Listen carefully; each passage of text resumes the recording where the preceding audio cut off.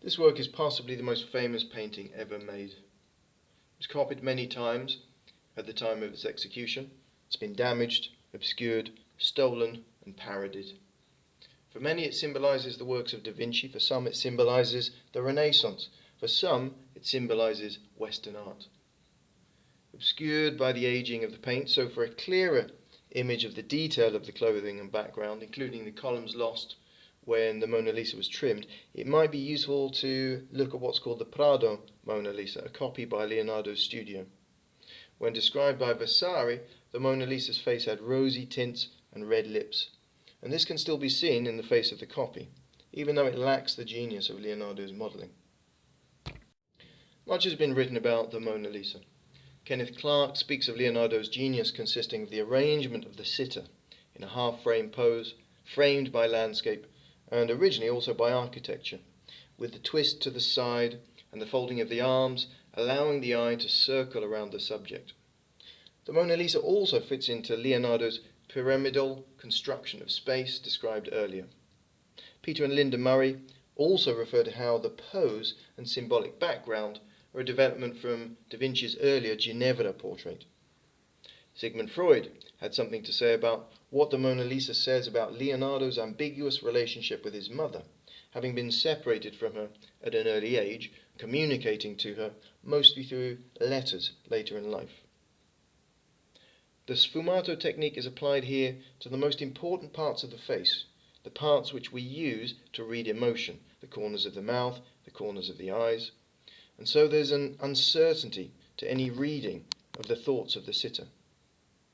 Leonardo certainly loved the painting, keeping it with him and working on it until his death. The second artist of the high Renaissance triumvirate is Michelangelo Buonarroti. Although he did fresco work when apprenticed to Ghirlandaio, his forte was sculpture, finishing the Pietà at the age of 25. A year later, in 1501, he was tasked with completing the commission for a sculpture for the Duomo in Florence. The marble block had been abandoned unfinished in the 1460s, and for this reason the David is narrow when seen from the side. Florence's Medici had been expelled by the French army in 1494, and Florence had been under a rule of terror of the Dominican friar Savonarola until his death at the stake in 1498. The David can be seen as an expression of pride of the independent republic, the story of the small and humble slaying a giant. Linda Murray, in her monograph on Michelangelo, relates David's open right hand and arm, and his left hand and arm closed on the sling, to a medieval concept of the active and passive sides of the body.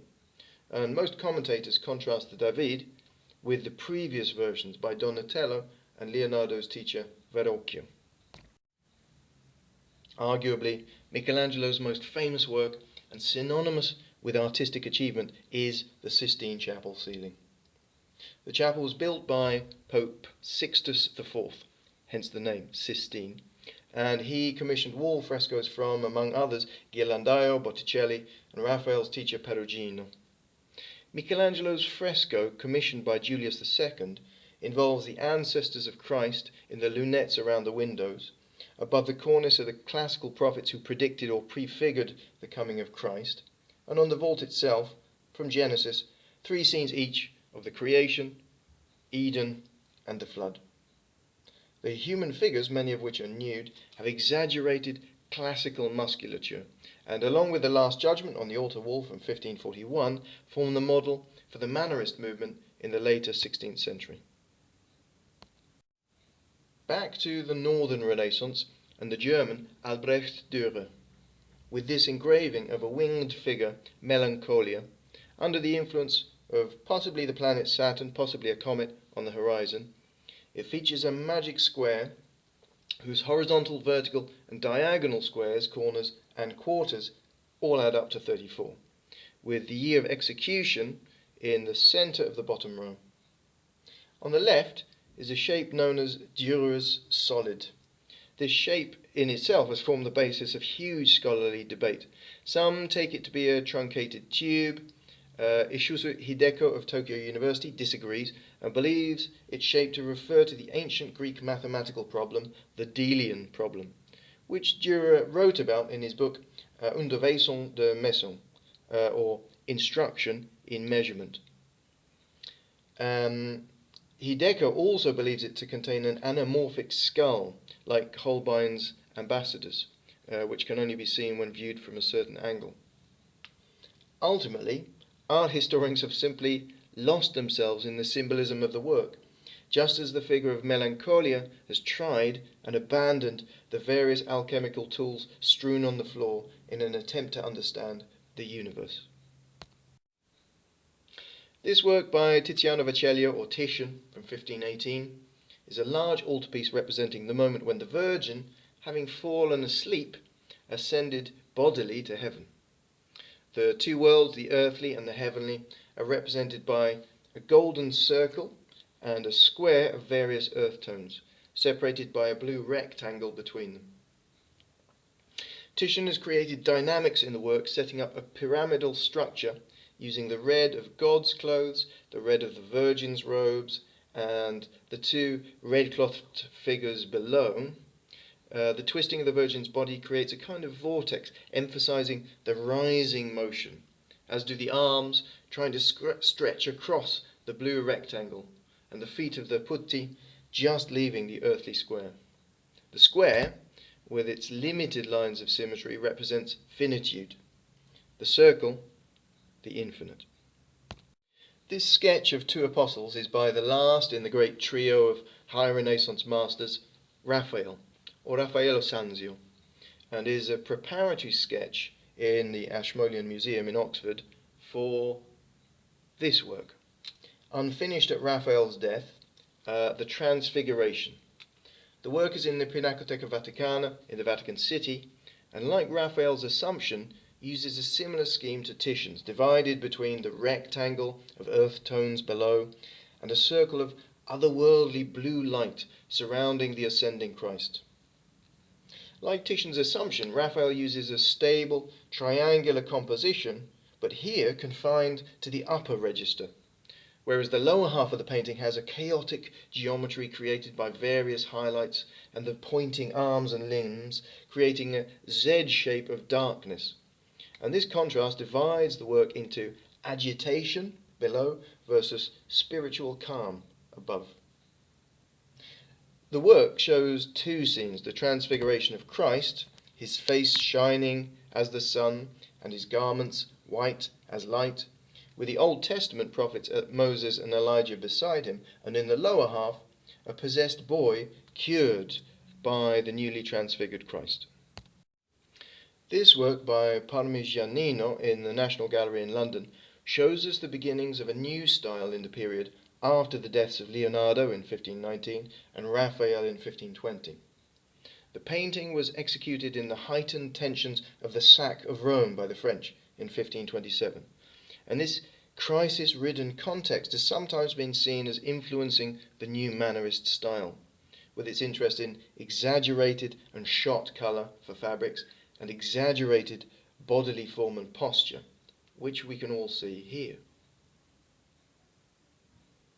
The most notable artist to come out of Raphael's workshop was Giulio Romano, and particularly notable are his ceilings in the Palazzo del Te in the suburbs of Mantua. What's striking about this work is its use of the di sotto in su, or seen from below perspective, very much like the Mantegna ceiling seen earlier. These early examples, and in particular the next slide, form important models for Seicento or 1600s ceiling painting in Rome. Many commentators, like Fittgauer and Friedberg, see this work by Antonio Correggio, The Assumption in Parma Cathedral, to be the cause of the explosion of sotto-in-su ceiling painting in Italy in the following century. At the time of its execution, though, it was highly criticised, being described as looking like frog stew because of the foreshortened legs in the clouds. It set a pattern, though, of nebulosity and light-centeredness, an exaggeration of the infinite vanishing point, which defines Baroque ceiling painting in the next century. Nearly 3 decades after painting the Sistine Chapel ceiling, Michelangelo was commissioned by Pope Clement VII to destroy 2 of the prophets on the altar wall of the Sistine Chapel and paint a Last Judgment over the whole wall. In terms of influence, this late style of Michelangelo's, with its sculptural insistence on exaggerated musculature based on classical models, even in the central figure of Christ, paves the way for Mannerist imitators' similar exaggerations, which we'll see in a later slide of Bronzino. The fresco follows the biblical account of judgment of those exalted on Christ's right hand, the damned on his left, cast down by the gesture of his hand. On the death of Clement, Pope Paul III oversaw the commission at the same time as overseeing the Council of Trent. And the 42nd session of the Council of Trent proscribed nudity in churches, as a result of which Michelangelo's assistant, Daniele da Volterra, was employed to paint cloth over all the genitals of the nudes. This slide shows a definition of Mannerism, which we'll be using to judge the work in the following slide. Given that you may be watching this in lower resolution, I'll read the definitions aloud.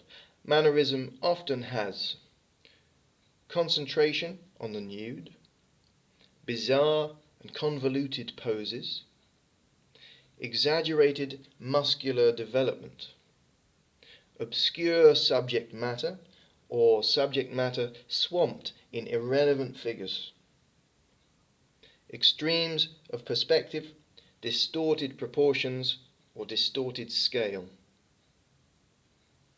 vivid colour schemes, discordant contrasts and shot colour, particularly for fabrics.